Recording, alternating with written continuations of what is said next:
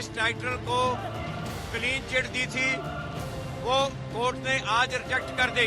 CBI को आदेश दिया है कि आगे फर्दर इन्वेस्टिगेशन करो। कुछ तो उम्मीद जगी है, जैसे हल्की सी किरण होती है ऐसे उम्मीद जगी है, बाकी तो गवर्नमेंट के हाथ में है। इंसाफ की मार इन पे जरूर पड़नी चाहिए। जो हजारों बेगुनाह सिखों का कत्ल इन्होंने किया है, उसकी जिम्मेवारी इन पे आनी चाहिए, इनको फांसी होनी चाहिए। कहीं हम भी ना गुजर जाएं, बीते वक्त की तरह हम भी ना गुजर जाएं जो लौट के ना आ पाएंगे। इसलिए हम चाहते हैं जल्दी से जल्दी न्याय हो। इन्वेस्टिगेशन 1984-85 में हो जानी चाहिए थी कंप्लीट, वो आज कहा जा रहा है। एक तो वैसे तो न्याय का एक मजाक है। अगर कानून ने अपने कदम उठा लिए तो let them face the consequences. किसी को बख्शते नहीं है, आप अच्छी तरह जानते हैं। सीधा सीधा अर्थ है कि न्यायालय को सीबीआई की निष्पक्षता पर, उसकी जांच पर विश्वास नहीं है। देर आए दुरुस्त है। कई साल हो गए हमारे को लड़ते हुए, रोते हुए, मरते हुए। हमारे को गवर्नमेंट ने कुछ मतलब हमारे न्याय नहीं दिया।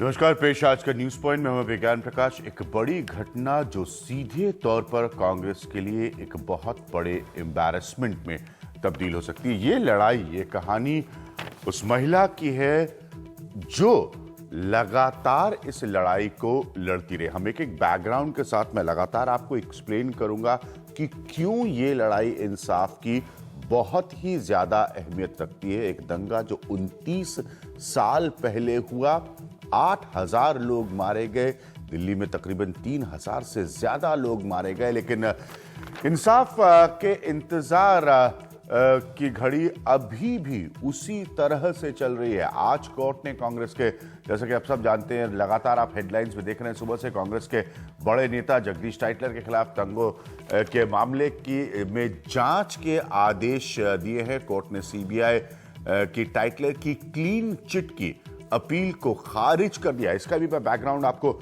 इत्मीनान से बताऊंगा। ये बहुत अहम पॉइंट है। पीड़ितों को उम्मीद है कि उन्हें इंसाफ मिलेगा, लेकिन 29 साल बाद भी जांच की बात हो रही। तो अब ये जांच कब तक चलेगी? अब ये नहीं, जांच के हिसाब से ये प्रोसेस कब तक जाएगा ये अभी किसी को नहीं मालूम, लेकिन सब ये जानना चाहते हैं कि जो वाकई गुनहगार हैं उनको सजा कब मिलेगी। इसका एक और पहलू है जो मैंने आपको बताया कि कांग्रेस का जैसा तक सवाल है, जो मौजूदा सरकार है उसके लिए ये बहुत ही बड़ा एम्बैरेसमेंट होगा। 29 साल पुरानी ये कहानी है। सबसे पहले वो रिपोर्ट जो आपको थोड़ा सा डिटेल में बताएगी कि आज अदालत ने जगदीश टाइटलर के मामले में क्या कहा। कांग्रेस नेता जगदीश टाइटलर के लिए ये एक बुरा दिन साबित हुआ, जबकि इंसाफ की 30 साल पुरानी लड़ाई लड़ रहे इन लोगों के चेहरे पर एक नई उम्मीद जगी है। आज हम बहुत खुश हैं। 84 की सिख विरोधी हिंसा के मामले में कड़कड़डूमा अदालत ने कांग्रेस नेता जगदीश टाइटलर को सीबीआई की तरफ से दी गई क्लीन चिट खारिज कर दी। यानी टाइटलर की भूमिका की नए सिरे से अब जांच होगी। कोर्ट ने ये सीबीआई को डायरेक्शन दी है कि जो गवाह, जो पीड़ित जिन्होंने सीबीआई को अप्रोच किया है कि वो इस केस में गवाह है और उन्होंने टाइटलर को, ये मॉब को लीड करते हुए देखा है, सीबीआई उन सब गवाहों की स्टेटमेंट रिकॉर्ड करे और इस केस में फर्दर इन्वेस्टिगेशन करे। ये मामला दिल्ली के पुल बंगाश का है।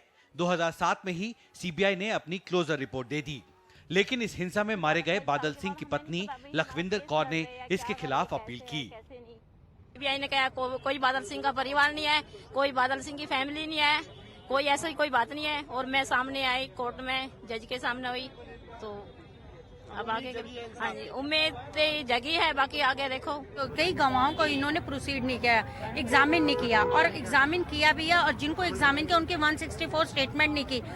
कांग्रेस फिलहाल इतना कह पा रही है कि जरूरी हुआ तो टाइटलर पर कार्रवाई होगी। ये कहना मुश्किल है कि इतने लंबे समय तक जांच करने के बाद, फिर से जांच करने के आदेश के बाद सीबीआई इस मामले में क्या कुछ नया निकाल पाएगी। लेकिन एक बात जरूर है कि कोर्ट के इस आदेश के बाद पीड़ितों में न्याय की उम्मीद जरूर जगी है। नई दिल्ली से रजत केन, एनडीटीवी इंडिया। अब सबसे बड़ी बात, जरा इसको ध्यान से सुनिएगा, देखिएगा। ये 2005, 12 अगस्त 2005 का डॉक्टर मनमोहन सिंह, मौजूदा प्राइम मिनिस्टर का स्टेटमेंट है पार्लियामेंट में। ये बहुत इंपॉर्टेंट है, इसको यहां पर बताना। ईश्वर हमें ताकत दे, हमें रास्ता दिखाए, ताकि इस तरह की चीजें दोबारा ना हो, ये प्राइम मिनिस्टर ने कहा था। दूसरे हिस्से का मैं बयान बताता हूं आपको।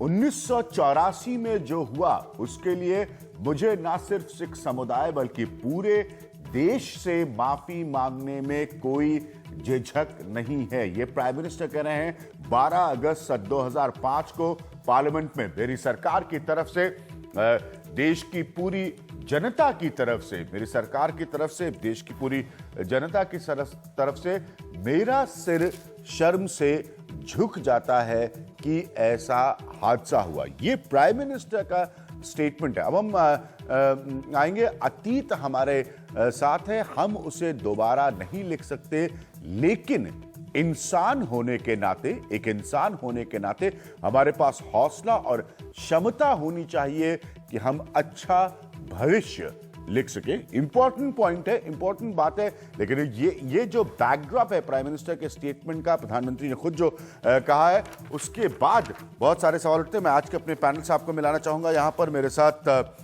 HS फुल्का साहब मौजूद हैं। आप इन्हें लगातार टेलीविजन पर देख रहे हैं। एडवोकेट है 1984 के दंगों के पीड़ितों के लिए।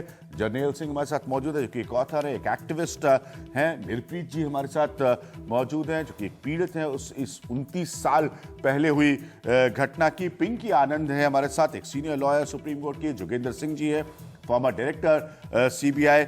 और सुखपाल खैरा है, जो कि लीडर है कांग्रेस पार्टी के। मैं फिर रिपीट करूंगा, मैं आज अपने तमाम बहस सुनी होंगी, मैं आधार बढ़ाऊंगा इस बहस को प्रधानमंत्री के अपने स्टेटमेंट को 2005 के, और जब वो कह रहे हैं कि किस तरह से उनका सर शर्म से झुकता है इस तरह की घटनाओं के साथ। अब पार्ट 2 पर आते हैं। ये भी मैं आपको थोड़ा सा सरलता से एक्सप्लेन करने की कोशिश करूंगा कि एक मामला है, CBI उस मामले को लगातार कोर्ट में रख रही है। कोर्ट में रखे जाने के बाद उस मामले में एक तरह से बरी होते हैं जगदीश टाइटलर, और उसके बाद उसको लखविंदर जी चैलेंज करती हैं, और आज कोर्ट का ये फैसला आता है, देश की सर्वोच्च अदालत सुप्रीम कोर्ट का ये फैसला आता है कि नहीं, जगदीश टाइटलर की भूमिका को लेकर, जगदीश टाइटलर के रोल को लेकर दोबारा जांच होगी। इसलिए 29 साल बाद से ये एक बहुत बड़ा टर्न अराउंड है इस केस में। जर्नल सिंह, मैं आपसे शुरू करूंगा। एक बेसिक पॉइंट जो रजत ने अपनी रिपोर्ट के आखिर में कहा, समाप्त करते हुए, 29 साल की जांच है, 2 बार CBI अपने पक्ष को रखकर अपने हक में फैसला हासिल कर चुकी है। आज वो फैसला बदलता है आप सब लोगों की इंसाफ की लड़ाई को लेकर, लेकिन अगर ये इन्वेस्टिगेशन का फैसला फिर उस लंबे दौर से गुजरा तो क्या होगा? मैं जो आपने 12 अगस्त का प्रधानमंत्री का बयान रखा है जी, मैं उस समय एज ए जर्नलिस्ट उसी राज्यसभा की प्रेस गैलरी में फर्स्ट रो में बैठा हुआ था जब प्रधानमंत्री ने कहा, और मेरा दिल भी खुश हुआ था उस समय। और जब मैंने रिपोर्ट लिखी थी कि भाई कम से कम एक प्रधानमंत्री ने एक विश्वास दिलाया है। हाँ, ये पॉइंट हमसे नहीं छीन रहे, तो उन्होंने झुककर इस बात को कहा कि हम ये करेंगे। और 2005 की बात है, अगस्त की बात है, जब ये रिप्लाई आया था। पहले होम मिनिस्टर शिवराज पाटिल थे, उनकी जो एक्शन टेकन रिपोर्ट थी उसको खारिज कर दिया गया, तो ओवरसीज मिनिस्टर थे ये अपने टाइटल, इनको हटाया गया था। उसके बाद लेकिन 2005 से लेके 2009 तक जो विश्वास दिलाया था, उसके आधार पर CBI ने कोई कार्रवाई नहीं की।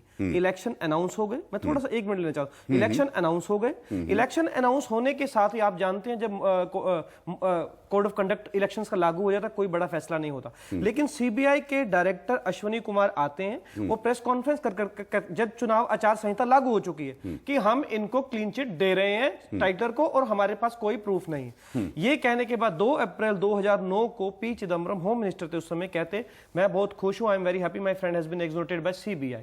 This is why on 7 April मैंने सवाल पूछा कि आप सरकार उन दोनों को टिकट भी दे दी लोकसभा की इलेक्शन की, वो क्लीन चिट जो मिल जाती है। जबकि उसके बाद इंडियन एक्सप्रेस ने स्टोरी की कि अश्वनी कुमार डायरेक्टर कह रहे हैं कि इसके खिलाफ क्लीन चिट दे रहे हैं, लेकिन जॉइंट डायरेक्टर अरुण कुमार कह रहे हैं कि इसके खिलाफ केस होना चाहिए, जो आज CBI का अभी तक वो हॉस्टाइल रुख है। तो तब 7 अप्रैल 2009 को मैंने सवाल पूछा कि आप इनको क्लीन चिट कैसे दे रहे हो, टिकट्स क्यों दे रहे हो? तब उन्होंने कहा कि मैं इसका कोई जवाब नहीं देना चाहता। लेकिन आज मैं जब 4 साल बाद जब मैंने वो एक स्टेप उठाया था, जो कि एक पत्रकार के लिए अच्छा स्टेप नहीं कहा जा सकता, आज 4 साल बाद जब इस अदालत ने ये कहा है कि वो क्लीन चिट गलत थी, रिजेक्ट कर दी, और कहा कि फर्दर इन्वेस्टिगेशन होनी चाहिए, तो मुझे लगता है कि मेरा स्टैंड और प्रोटेस्ट विंडिकेट हुआ। और मुझे आज एक तसल्ली है